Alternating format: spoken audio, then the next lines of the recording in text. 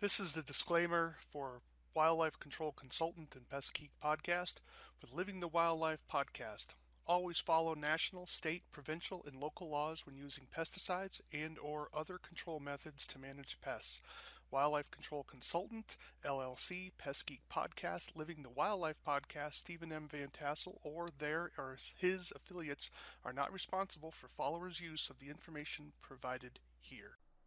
Hi everyone, Stephen Vantassel here, Wildlife Control Consultant, bringing you another episode of Living the Wildlife Podcast as part of the Pest Geek Podcast family. Hey, glad to have you on board. I hope you're enjoying your day and that you're looking forward to the weekend. We typically publish on a Friday, so a way to do some education before the weekend perhaps, or perhaps you listen to us on Monday when you start your work week. So anyways, however you do it, we're glad to have you along, and we appreciate your support for our podcast. So here, you could help us a little bit more, take a couple of minutes, click the like button if you see one. Also, ring a bell, subscribe to our channel. Definitely visit us on Facebook. Join our Facebook family where other information is provided and people can share their triumphs and their tragedies and ask for information and tips to help you make money, be safe, and become more professional, because that's what we're all about here at the Pest Geek Podcast. And my episode, of course, is Living the Wildlife, where I deal with vertebrate pests and all things related to vertebrate pests. And sometimes I even deal with some business issues as well. Well, again, glad to have you along. Do take a few moments if you wish to tell us about the show. You can reach me at wildlifecontrolconsultant@gmail.com, wildlifecontrolconsultant@gmail.com. Would love to hear from you. You can also give me criticisms, yes, as terrible as that may be.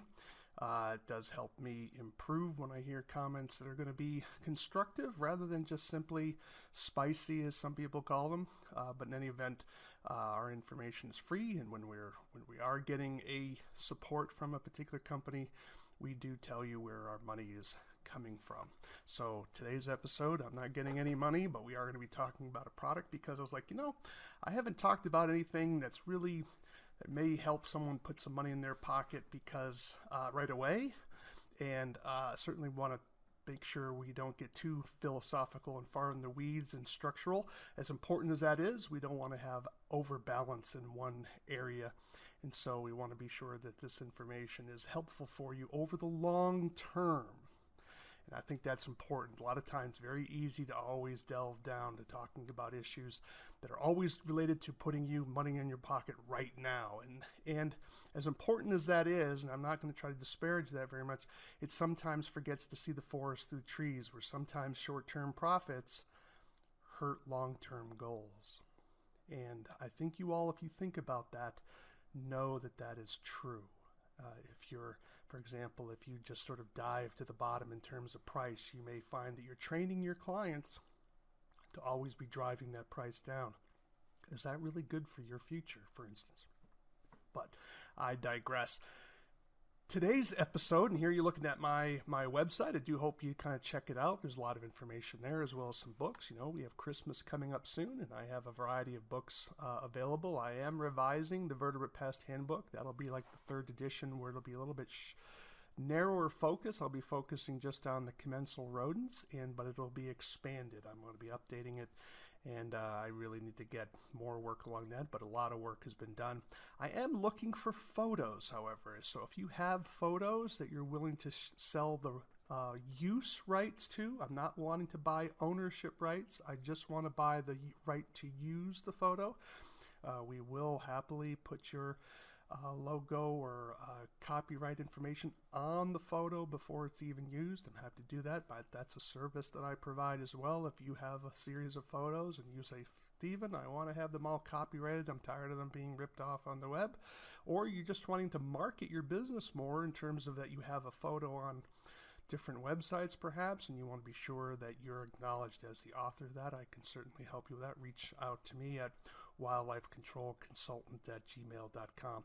So I'm looking particularly for some Norway rat stuff, but more importantly, I'm looking for roof rat, and if you have pack rat information, photos, particularly like things like damage, tracks, scat, middens where they're nesting, for example, where they pile up all their debris.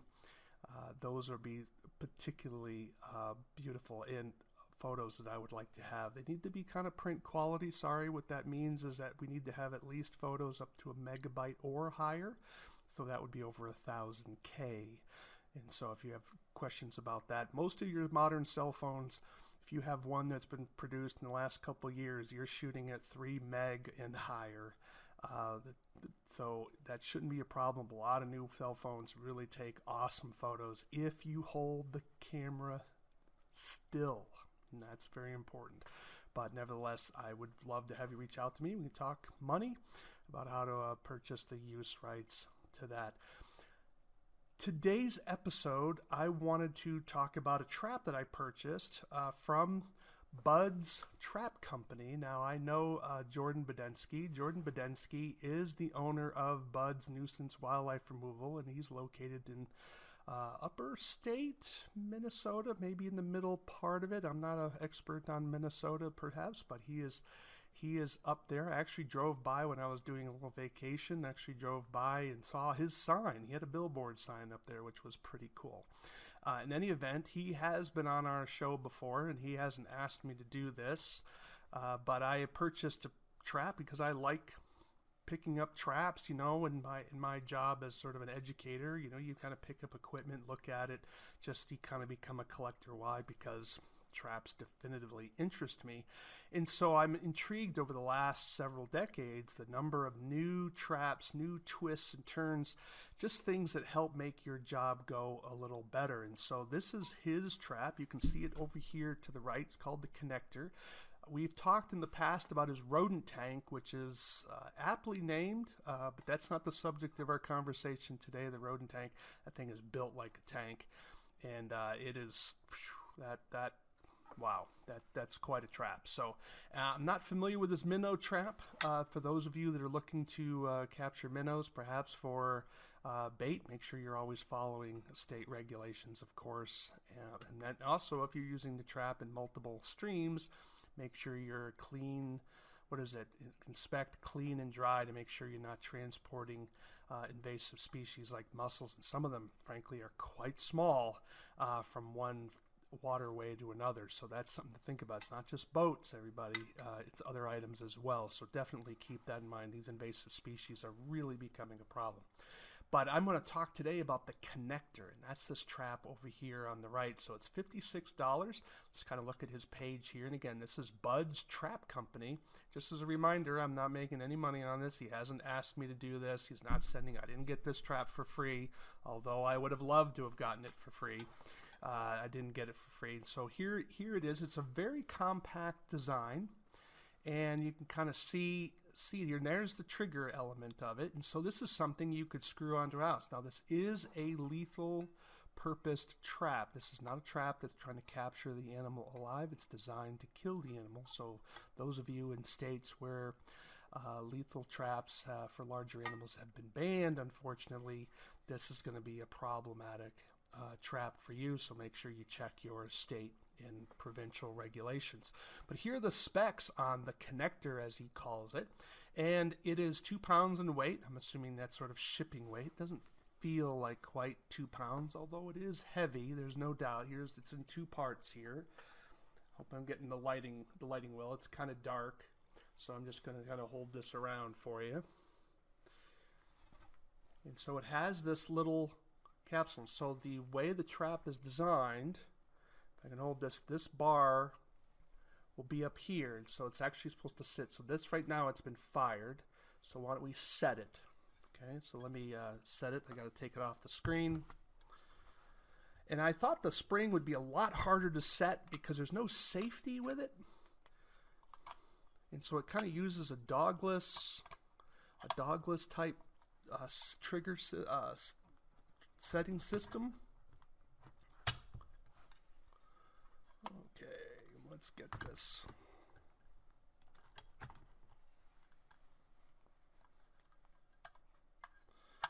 Don't have a lot of experience with this trap, so bear with me here as I'm trying to set this thing.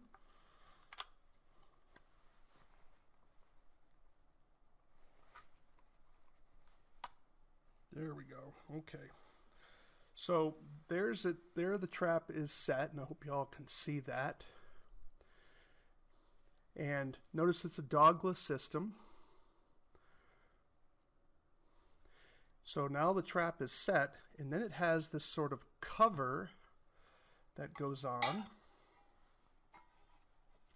And the cover, you see some 2 holes here, and that would match with these 2 spikes there. Just to kind of show that to you there. And that's going to fit inside. So you have to be sure you line it up properly.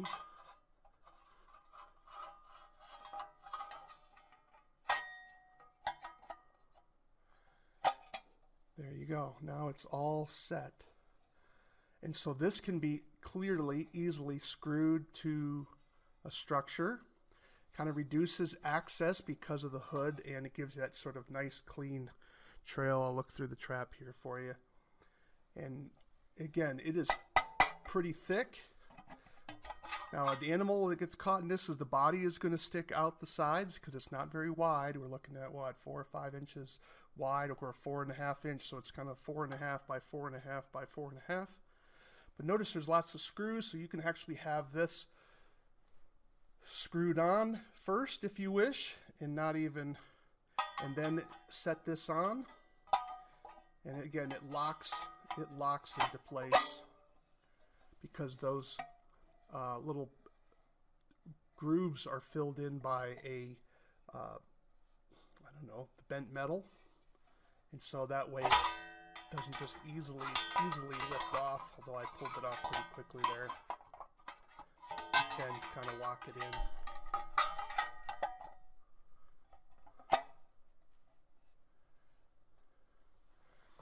And that's all she wrote.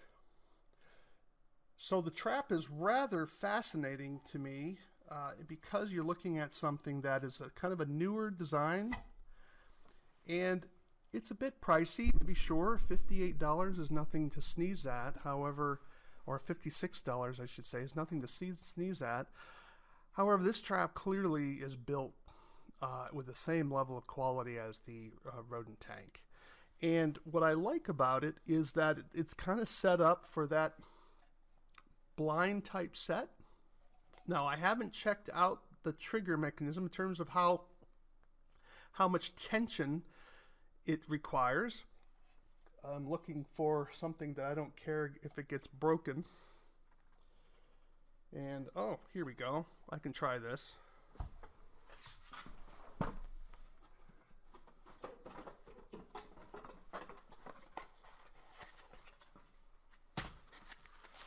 Got some kind of foam styrofoam here, and so let's take a look. Push it up there.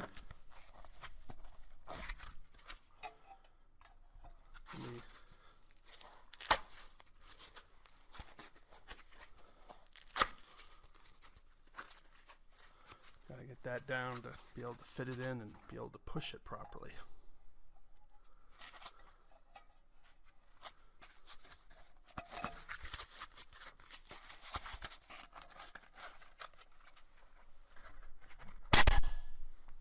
So that gave you an idea of what that was like.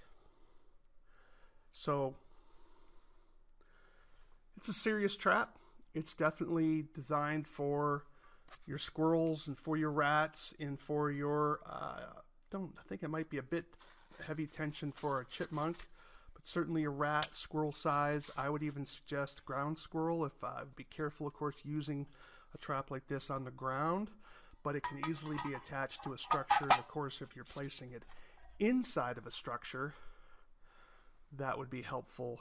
That would be helpful as well. If you're worried about having a body visible from the outside, you can put barricades up so people wouldn't be able to see the body from the street or from the ground if you so wish. A lot of you guys are certainly creative enough to do that.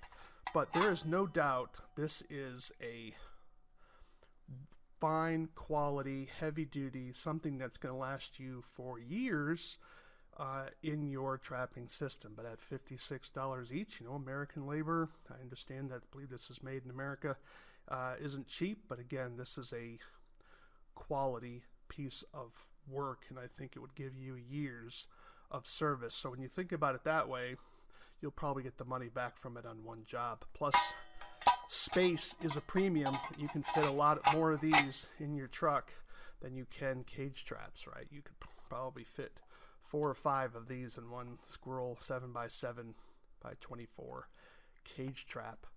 So space-wise, this is clearly much more cost-effective for your business. So check out Bud's Trap Company. Again, that's his website here, budstrapco.com. Buds, BUDSTRAP.co.com, and check it out. So to go down through the dimensions here, it is 4.5 inches in length. It's 4 inches by 5 inches by width, 4 inches by 4.5 inches by height. So it's a cube. It's a 4.5 inch cube, and designed for traveling rodents. And you can, of course, bait this if you so wished. You may say, well, Stephen, how would I bait it? Well, that wouldn't be very hard. You could simply put some food right up in here, or you could put some food right up on that, whichever you preferred. It wouldn't be very, I just smear some stuff up. The idea is you want the animal to sort of step on this while they're trying to work this, because this is how this would work. It'd be up in this position, and you want them to stand on it, and then bam. And that would be the end of that. Or even better yet, maybe even put it behind the trigger bar, right where my finger is.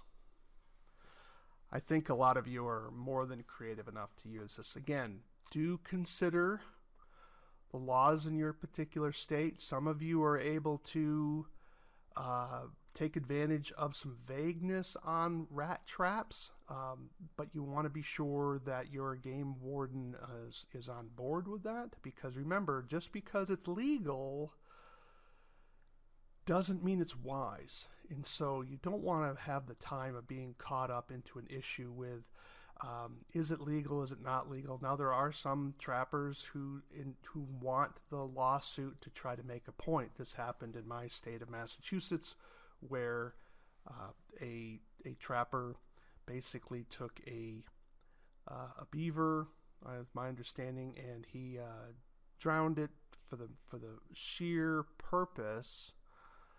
This is, again, from memory here, so don't quote me, but the sheer purpose of being arrested and charged to push the point on the law. Because, as if you didn't know, the law is only as good as the last lawsuit.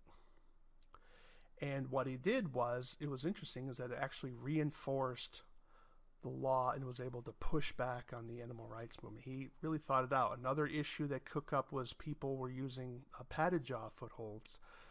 And the animal rights people said, well, footholds are illegal in Massachusetts, and which they were, but the claim was that the padded jaw foothold was not the same thing, that it was a different trap, therefore not under the previous law. And so the judge said, yep, you're right, it's a different trap. So we had a trapping season for 2 years, and that's what spurred on the animal rights people to come in with the Ban Cruel Traps campaign. So that kind of really... So we poked the bear, and the bear ultimately won, at least in the short term. So, but for many years now, a lot of these traps have been banned, and so they really made a big power grab, and that has to be understood. So you may be able to take advantage of certain technicalities in the law on rat traps. For instance, sometimes you'll have legislation that says, well, we ban lethal traps except those used for rats. Well, if they don't specify what that meant, so a lot of times they may say common traps. Well, you can't say this is common because it was probably invented after that regulation was enacted. But hey, it's your call. This is where we as wildlife control operators need to form associations and develop a sort of a war chest to push back on some of these rather negative regulations, because This is a green method of control, folks. I mean, there's no toxicants here, right? I'm not opposed to toxicants. I'm not one of these people that all toxicants are bad. If you've listened to this podcast, you know full well that's not the case. But this is where the animal rights protest industry tries to have it both ways. They're trying to ban toxicants because it's not quote-unquote green. Well, but then they want to ban traps, which have no long-term poisoning effects in the environment. They'll say, oh, well, non-targets can go into it. Well, which is it? We have to control these animals, but that's really that's the unspoken word. They don't want control of these animals, or they want to make it so it's so expensive that people have to basically make their house a fortress to keep the animals out. And a lot of people can't afford that. In some cases, it's just not practical. So it's really an oppression on the poor, but they often don't want to acknowledge that, right? So check out the connector from Bud's Trapping Company. And again, Jordan Badensky, he is a long-time wildlife control operator, and he's kind of a creative guy. There's a lot going on in that head of his in terms of some creative things. He's already manufactured two traps and a minnow trap, so 3 traps. And so keep an eye on him. I would suspect he will be coming up with some other interesting tools for us to consider in the wildlife control industry, and perhaps this may fit within your business model and perhaps your business needs. The connector from Bud's Trapping Company. Well, this is kind of a short podcast today. Hope you found this helpful. At least it informed you about a new product that's on the market. You can, again, check this out again at budstrapco.com, budstrapco.com. Check them out there. Tell them I sent you. Send them over. That might be helpful. Maybe we'll get some advertising. But I'm Stephen Vantassel. You've been listening to the Living the Wildlife podcast as part of the Pest Geek podcast family. Again, so glad to have you on board. Be sure to take a few moments, if you would, to help us out by checking the like button, maybe subscribing to our channel, ringing the bell to make sure you can see about our new podcast coming out. Also would love to hear from you. Wildlife Control Consultant at gmail.com. Wildlife Control Consultant at gmail.com.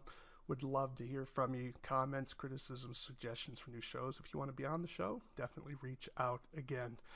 And this is Living the Wildlife. Why? Because we want you to live the wildlife, not be the wildlife. Take care, everyone.